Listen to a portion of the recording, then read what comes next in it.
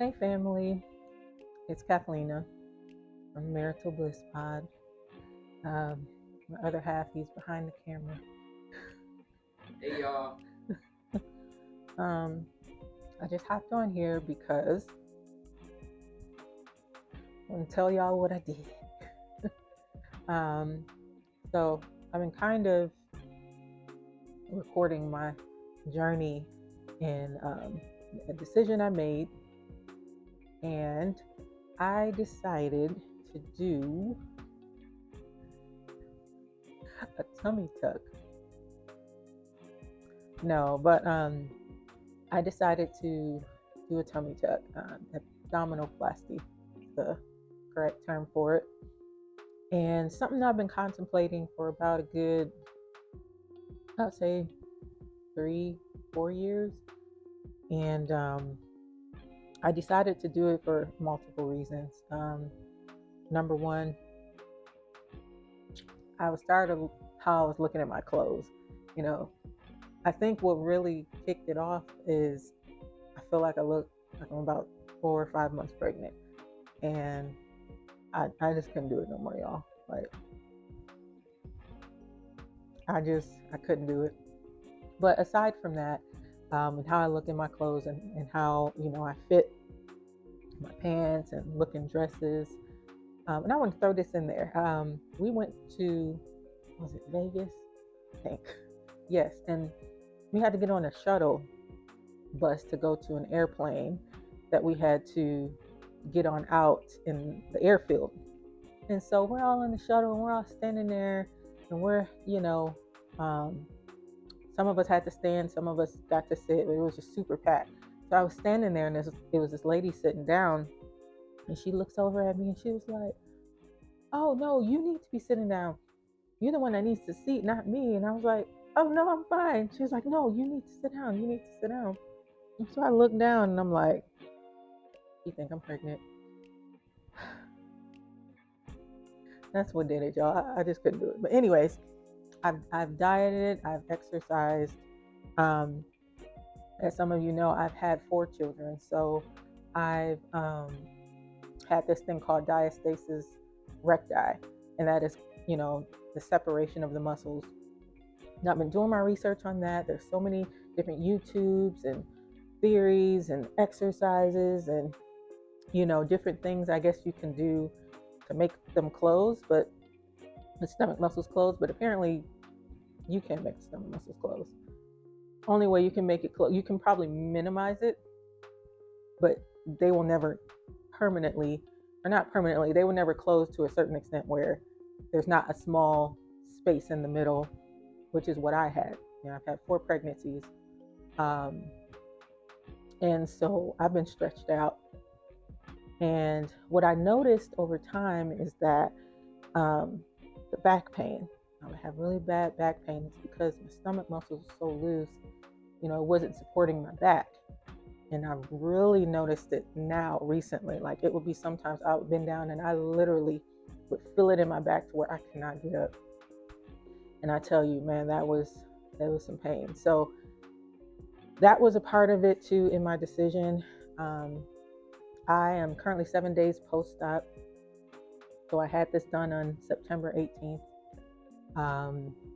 Monday, September 18th, so last Monday, with the, as they call the GOAT, Dr. Mehio, at Mia Aesthetics. Did a great job. I'm still very swollen. I got this huge sweater on, and I have some lipofoams and some other wraps on top, so it feels like, I'm super, doesn't look like I really had anything done, but it's just healing right now. So it's a lot of swelling going on. But I can tell you I don't look pregnant. It doesn't look that swollen. So, um, so day of surgery. So again, I researched the doctor, loved him. Company seemed great, but the day of surgery. So my surgery was originally scheduled for 7 a.m. They then text me and said, no, let's not do 7 a.m. And they told me this the Friday before. Let's not do 7. Since your surgery's on a Monday, let's do 9:30. I said, okay, 9:30, which was great because we got a chance to drop the kids off at school. We didn't have to really rush and, figure all that part out. So that was good. 9:30. So we're all preparing. We're on our way, and we're probably about 20 minutes maybe out.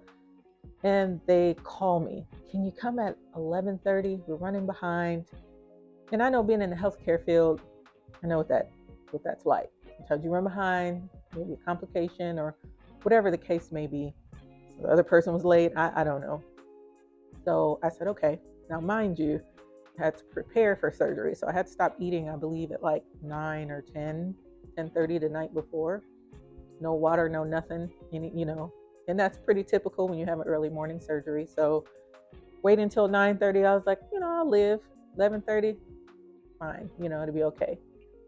Then they came in at like 12 and was like, I am so sorry. You have one more person ahead of you.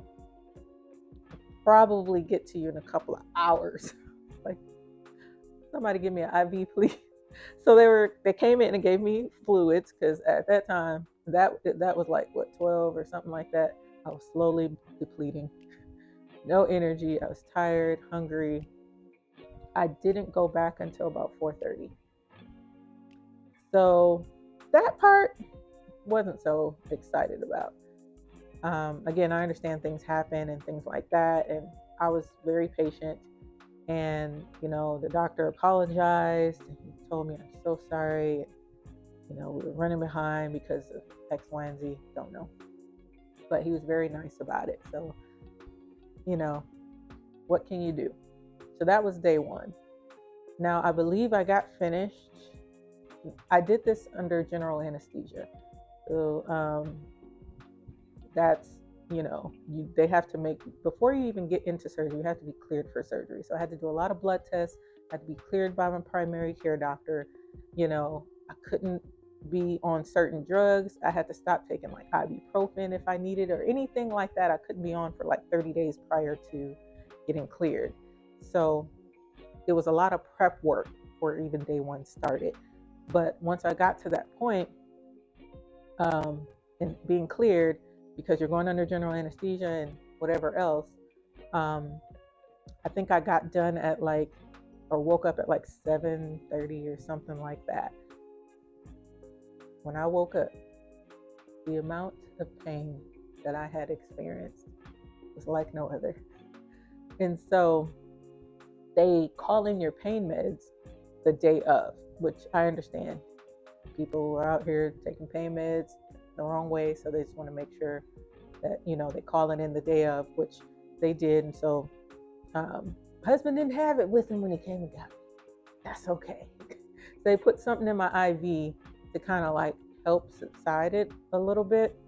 But boy, oh boy, when I got home, I'm surprised my husband did not want to run away. It's the way I got on his nerves. I mean, I was crying. Hurry up, come here, go away, need some water, Gatorade, pain, rub my back, everything in like 2 minutes time span. I was driving him crazy. I was acting like a big baby. I mean, the pain. I've had 4 C-sections. Does not compare to the pain that I experienced. And then when I took the pain pill, I know once you take it, it takes time for things to kick in. I probably didn't feel it like till the next day. I don't know how I went to sleep. I don't think I did sleep. It's a blur. I don't remember a lot from that. It was the worst pain I've ever experienced. And I would say between day 1, 2.5-ish, 3 was really painful. You have to make sure that you have a caregiver if you're going through this process. I know there's homes that help take care of you for like 48 hours or even maybe 72 hours or something like that. There's different home care services. You need to have somebody with you, I would say, for at least 7 to 10 days. Everybody's different. I'm on day 7 and I'm feeling cool, but I still need help like getting out of the shower. I'm so tired by the time I get out the shower.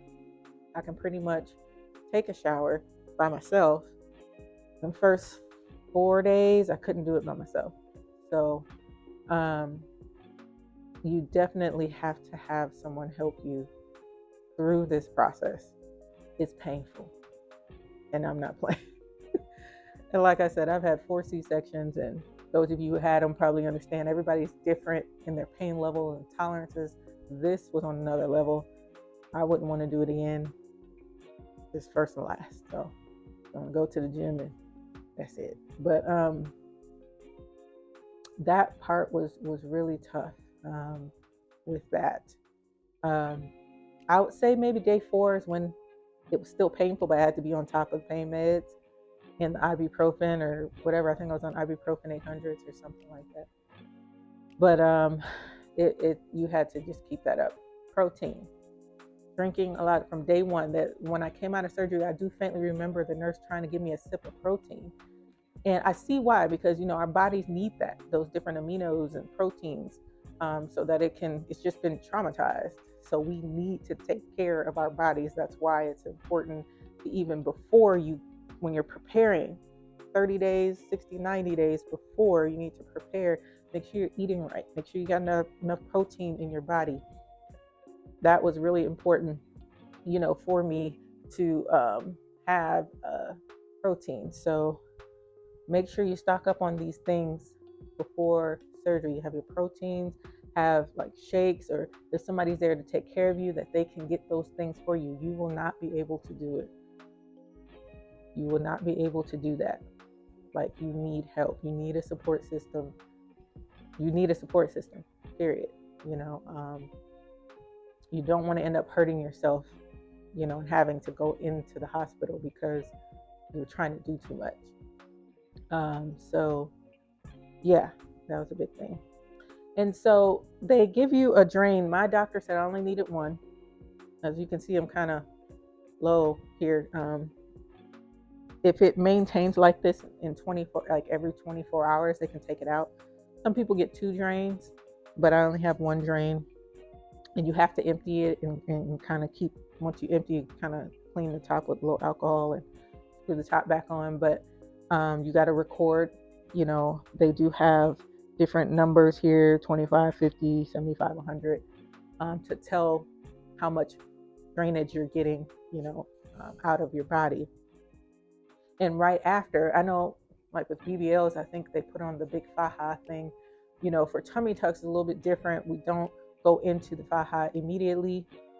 We go into lipofoams and like a band, some type of band that you wrap around.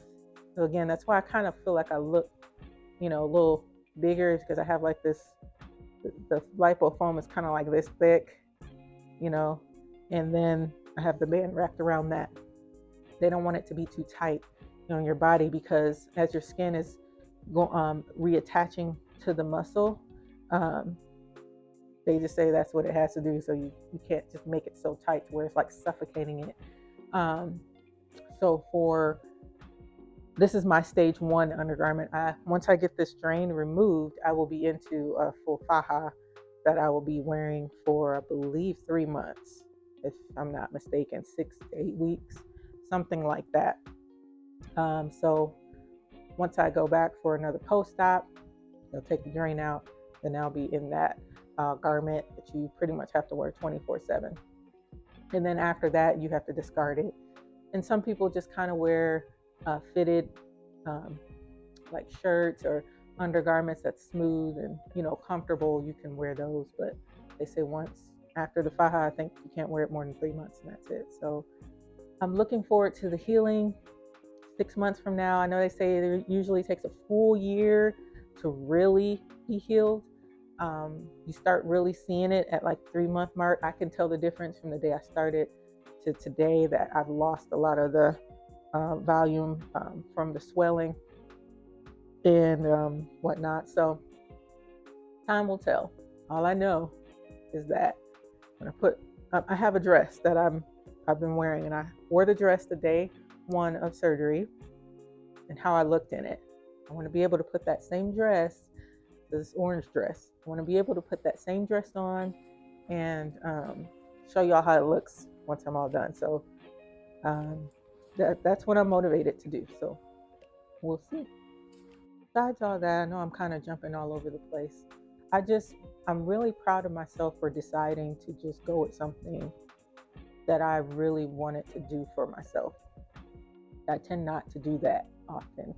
And I kind of, want everybody else to do what they want to do and make sure everybody else is okay. But, at this time, I kind of just said, yeah. And I finally stuck to my decision. I didn't renege. I didn't go back like, oh, no, even though I thought about it. I did think about it like, oh, what am I doing? Like, what are you doing? There was times where I would think people would be like, oh, you had plastic surgery, and kind of think of what they would think about that.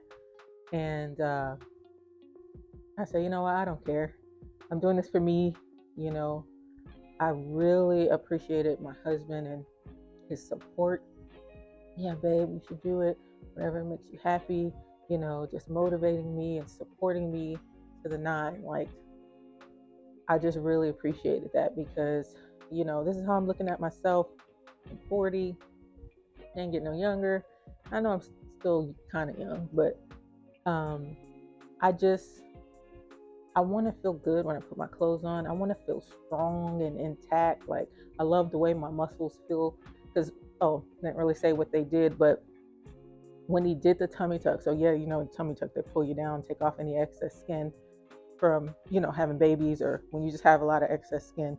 He also went in there, and he did a hernia repair, and he also did muscle repair. So I feel the muscles being pulled together. Like, my back is not as bad, only because I've been walking bent over for some time, but I'm slowly starting to straighten up now. But I feel intact. I feel stronger. I feel supported, and it's definitely boosted my confidence. That's a big thing. I always want to feel confident when I'm wearing my clothes and this and that. And so, yeah, that's what I decided to do. I'm proud of my decision. I'm proud of me for sticking to um, what I said I would do and being okay with it. Like, no matter what the result was, fine. I'm just happy that I went through with it. I'm just proud of myself. And so, give myself a pat on the back for that. But even my kids supported me, all of them. You know, uh, I'm sorry, this is funny, but we took our smaller kids to one of the appointments, and they had the video plan of like different surgeries that they do, like the BBLs, tummy tucks. I didn't realize it, so Dree looked at the video. He was just like, he looked at me like, what is going on? It was just so funny. Anyway, but yes, they all support me. I want to make sure mom is feeling well. My daughter brought me some candy the other day. I felt special. My son come in and check on me, my older one, and I just want to make sure I'm okay. So I appreciate that support. It builds me up, makes me feel good, and I don't know. I'm just happy, and everything's not perfect. Like I said, I went to the gym. I'll eat, a certain way. I'll lose some weight and things like that. I just wasn't happy with my midsection, and so I went and did a tummy tuck, and I'm proud I made that decision. Um, it's something you're considering. Do your research. The surgeon that I went with is a very prominent surgeon. I think he's done quite a few celebrity people like BBLs and stuff. But the most thing that I researched is that he was board certified, I believe double board certified, if I'm not mistaken. And he's very sweet, very calm doctor. He's done this for a while. He's very committed. So I appreciated that. I did my research on quite a few different doctors, and I looked at their work, and that all that. So you just got to make sure you do your research, not just on the surgeon, but on what is the aftercare? What does this mean for me? Do you have to lose weight before you go and do the surgery? Do you have to change your diet before? Because that definitely helps. I stopped drinking like months before July. July 31st. I still haven't drank anything, obviously, but um, stopped drinking, started to cut sugar really strong. And I believe that is what's really helping in my recovery. High protein diet, drink a lot of water, stay hydrated. Sometimes it takes that. I mean, you can't just go into surgery and be like, yeah. And my plan is to go to the gym. So I'm definitely going to be posting more videos about that and like talking about that, but staying healthy. Like this just gave me the kick and like the catapult to what I'm wanting my body to look like. And so, yeah, so I'm happy about it. And if you have any questions or anything, just let me know. Again, this is day 7, feeling pretty good. Um, Everything's all good. Thank y'all for listening and let me be able to like share this with you, because if this would have been a couple years ago, you would know nothing. I'm usually not this open, but I feel like I need to be open, in this day and time. And it's very healing to me, and it might help someone else, because again, it's not about me, so whatever questions you may have or whatever you want to ask me, feel free. Thank y'all so much. Love you. Oh, forgot, I'm going to show y'all some pictures and of my progress, and I'm going to insert it somewhere in the video, or I'll follow up with a video showing more of my progress and things like that. All right, y'all take care. So just finished a pre-op. They took pictures, they weighed me, took my vitals, and just gave me a lot of the post-op instructions. So yeah, I'm ready to go Monday, September 18th. It'll be early in the morning, so I'll have to be fasting Sunday before then, but very sweet staff. Just excited. All right, thanks.